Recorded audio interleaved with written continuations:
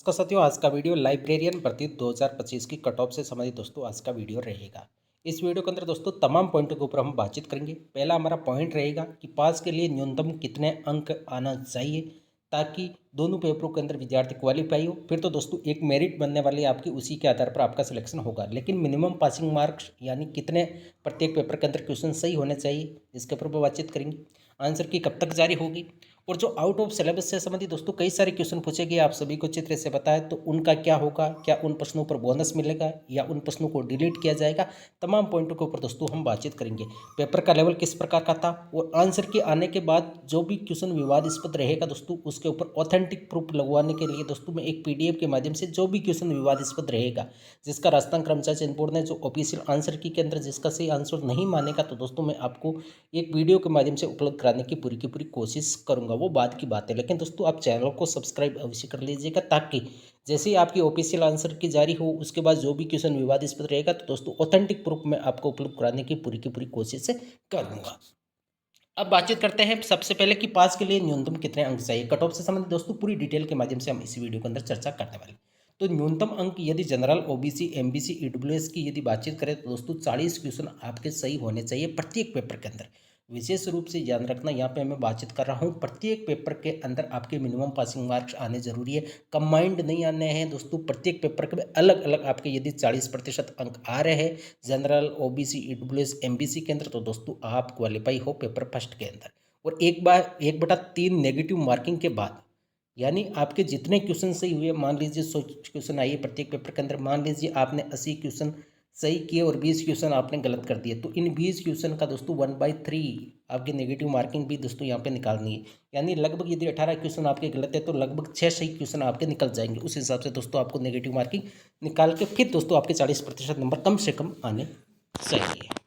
अब यदि बातचीत करें कि एससी और एसटी के अंदर मिनिमम पासिंग मार्क्स कितने चाहिए, तो दोस्तों आपके 35 क्वेश्चन 100 में से राइट होने चाहिए नेगेटिव मार्किंग के बाद। ये विशेष रूप से ध्यान रखना, जितने क्वेश्चन आपने सही किए उनमें से आपने कितने क्वेश्चन गलत किए उसका 1/3 दोस्तों आपको नेगेटिव मार्किंग निकालना है। मान लीजिए मैंने आपको पहले भी आपको बता चुका हूँ कि यदि आपके 18 क्वेश्चन यदि आपके गलत हो गए तो इसका 1/3 आपको नेगेटिव मार्किंग करना है। यानी 6 क्वेश्चन आपके सही है वो दोस्तों बाहर हो जाएंगे, वो निकल जाएंगे उसमें से।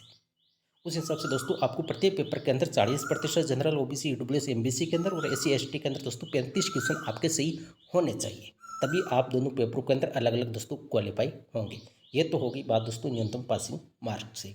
अब बातचीत करते हैं कि आउट ऑफ सिलेबस वाले प्रश्नों का क्या होगा। दोस्तों बोनस तो राजस्थान कर्मचारी चयन बोर्ड देता नहीं है, इसका तो दोस्तों आपको दिमाग से ही निकाल देना है। जो भी क्वेश्चन विवादास्पद रहेगा या जो भी क्वेश्चन, हालांकि यदि बातचीत की जाए पिछला जो भी एग्जाम हुआ था एलडीसी के अंदर दोस्तों, जिसके अंदर लगभग 35 से 40 क्वेश्चन आउट ऑफ सिलेबस पूछे गए थे, उनमें से बहुत कम संख्या के अंदर दोस्तों क्वेश्चनों को डिलीट किया गया था। और वो क्वेश्चन कौन से थे जिनका सिलेबस से बिल्कुल भी किसी भी प्रकार का कोई लेन देन नहीं था, यानी जैसे विश्व की इतिहास से संबंधित क्वेश्चन पूछ लिए गए थे, यानी जिसका सिलेबस से कोई रिलेशन नहीं था, उन क्वेश्चनों को दोस्तों नाम मात्र के क्वेश्चन दोस्तों डिलीट किया था। यह आप सभी को चित्र से पता होगा, या नहीं पता तो दोस्तों जिन्होंने भी एलडीसी का एग्जाम दिया उनसे पूछ लेना। बहुत कम संख्या के अंदर क्वेश्चनों को डिलीट किया गया।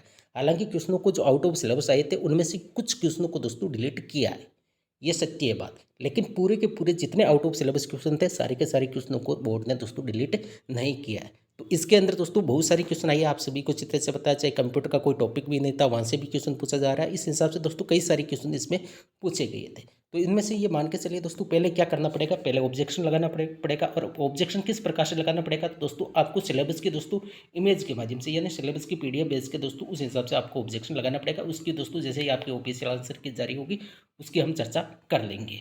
अब बातचीत करते हैं मेन पॉइंट के ऊपर चलते हैं कि पेपर का लेवल कैसा था, कट ऑफ क्या रहेगी। यदि पेपर के लेवल की बातचीत की जाए तो दोस्तों पेपर फर्स्ट और पेपर सेकंड के अंदर दोनों का लेवल, यदि फर्स्ट पेपर की बातचीत की जाए तो ये ईजी था, आप सभी को अच्छी तरह से पता होगा। हालांकि करंट अफेयर से संबंधित दोस्तों क्वेश्चन अच्छे खासे लेवल के पूछे गए थे, लेकिन जीके का पोर्शन हो गया आपका, बाकी दोस्तों ईजी था, ये आप सभी को अच्छी तरह से पता होगा। अब सेकंड पेपर की बातचीत की जाए तो दोस्तों ये बिल्कुल भी ईजी नहीं था।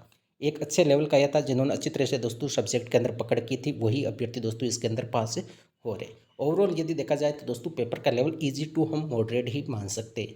यानी पिछली बार का जो पेपर था और अब की बार का पेपर है दोस्तों, ज़्यादा आपको डिफरेंस देखने को नहीं मिलेगा। पेपर फर्स्ट के अंदर दोस्तों अब की बार का पेपर इजी था, लेकिन पेपर सेकंड का दोस्तों दोनों ही एग्जाम आपके जो 2022 और 2025 के अंदर हुए, दोनों का ही दोस्तों लेवल लगभग समान था। अब की बार यदि पदों की बातचीत की जाए कि पदों की संख्या कितनी है, तो पिछली बार की तुलना में लगभग दोस्तों 100 पद आपकी ज़्यादा है, 90 पद दोस्तों ज़्यादा है, क्योंकि पिछली बार लगभग 460 के आसपास था पद, और अब की बार दोस्तों लगभग 548 के आसपास पद है। पिछली बार की यदि कट ऑफ की बातचीत की जाए तो दोस्तों लगभग 243 यानी 240 से लेकर 250 के बीच में लगभग कट ऑफ रही थी, और अब की बार भी दोस्तों लगभग ये मान के चलिए पिछली बार की तुलना में दोस्तों ज़्यादा डिफरेंस आपको देखने को नहीं मिलेगा।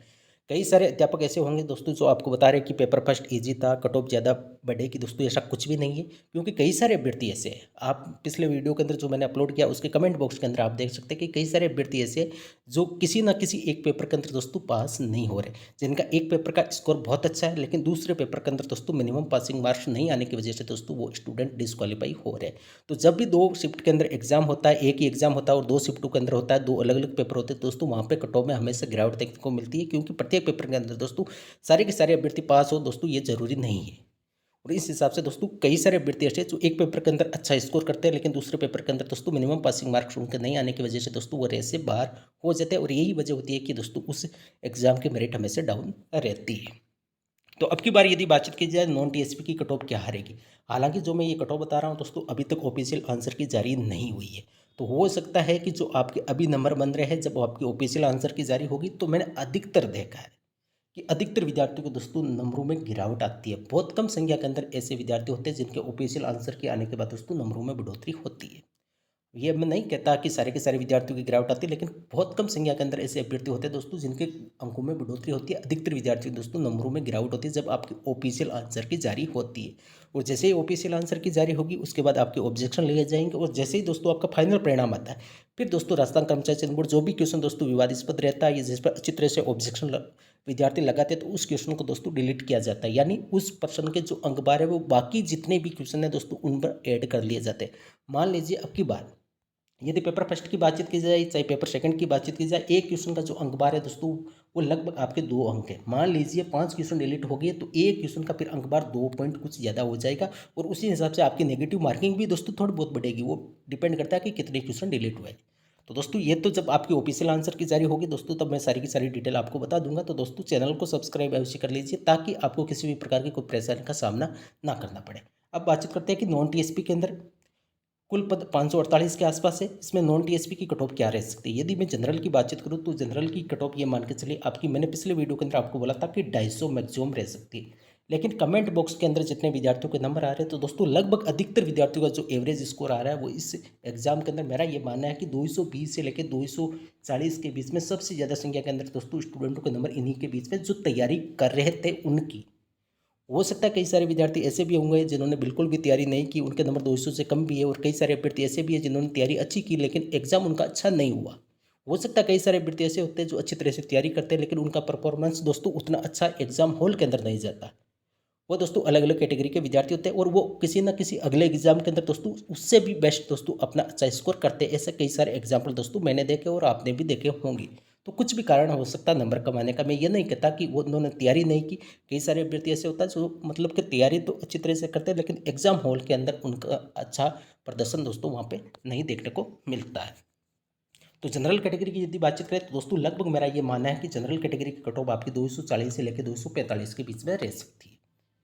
ये दोस्तों अभी तक ऑफिशियल आंसर की जारी नहीं हुई है, तब तक मैं बता रहा हूँ जैसे ही ऑफिशियल आंसर की जारी होगी तो हो सकता है दोस्तों इस कट ऑफ में कुछ गिरावट भी आ जाए और कुछ बढ़ोतरी भी मैं आपको बता दूँ। वो डिपेंड करेगा कि जिस दिन आपके आंसर की जारी होगी उसके बाद विद्यार्थियों का एवरेज स्कोर क्या आ रहा है। कल जो मैंने वीडियो बनाया था दोस्तों उसमें पेपर फर्स्ट और पेपर सेकंड के अंदर दोस्तों प्रथम दृष्टया जो विद्यार्थियों के नंबर आ रहे थे, जो लेवल लगा दोस्तों मुझे, उस हिसाब से दोस्तों मैंने कट ऑफ बताई थी, और लगभग मैंने आपको यही कट ऑफ बताई 250 मैक्सिमम टू मैक्सिमम बताई थी जनरल की। तो मेरा ये मानना है कि लगभग जनरल की कट ऑफ 240 से लेकर 245 के बीच में रह सकती है। कई सारे अभ्यर्थी ऐसे होते हैं, आप सभी को अच्छी तरह से बताया कि जैसे एग्जाम दिया दोस्तों उनका स्कोर एक प्रकार से अच्छा रहता है। जैसे ही घर पर आते हैं या रास्ते के अंदर जैसे जैसे आंसर की कई सारी कोचिंग संस्थान के आते हैं मिलाते हैं, फिर दोस्तों और कम, जैसे घर पहुंचते हैं और कम, और जैसे ही दोस्तों मॉर्निंग दूसरे दिन की मिलाते हैं तो फिर और भी डाउन हो जाता है। ये सभी के साथ होता है दोस्तों, एक प्रकार से ये स्वाभाविक सी क्रिया है। अब बातचीत करते हैं कि ओबीसी की कट ऑफ क्या रहेगी। तो ओबीसी की कट ऑफ दोस्तों मेरा ये मानना है 240 के आसपास रह सकते हैं, या तो 238 के आसपास या 240 के आसपास। यानी अधिकतम में यदि जनरल की कट ऑफ की बातचीत करूँ तो लगभग मेरा ये मानना है कि 240 से लेकर 245 आप मैक्सिमम मान के चलिए। ये मैक्सिमम टू मैक्सिमम है। ओबीसी की 240 आप मैक्सिमम मान के चलिए। ईडब्ल्यूएस कैटेगरी की आप ये मान के चलिए लगभग 233 से लेकर 235 के बीच में आपकी कट ऑफ रह सकती है। और आपकी एमबीसी की कट ऑफ लगभग 230 या 227 से लेकर 230 मैक्सिमम टू मैक्सिमम मान के चलिए। और एससी की कट ऑफ दोस्तों मैंने पिछले वीडियो के अंदर ही आपको बताया था कि आप एमबीसी की बजाय 5 से 7 नंबर कम मान के चलिए, यानी एससी की कट ऑफ आपकी 220 के आसपास रह सकती है मैक्सिमम। और एसटी की कट ऑफ दोस्तों दोनों पेपरों के अंदर यदि मिनिमम क्वालिफाई नंबर आ रहा है तो उन अभ्यर्थियों को दोस्तों फाइनल सिलेक्शन होने की पूरी संभावना है। तो दोस्तों ये आज कट ऑफ से संबंधित वीडियो थी। अब कई सारे अभ्यर्थी ऐसे भी हैं जो कमेंट बॉक्स के अंदर पिछले वीडियो के अंदर कमेंट किए कि सर टीएसपी की कट ऑफ क्या रहेगी।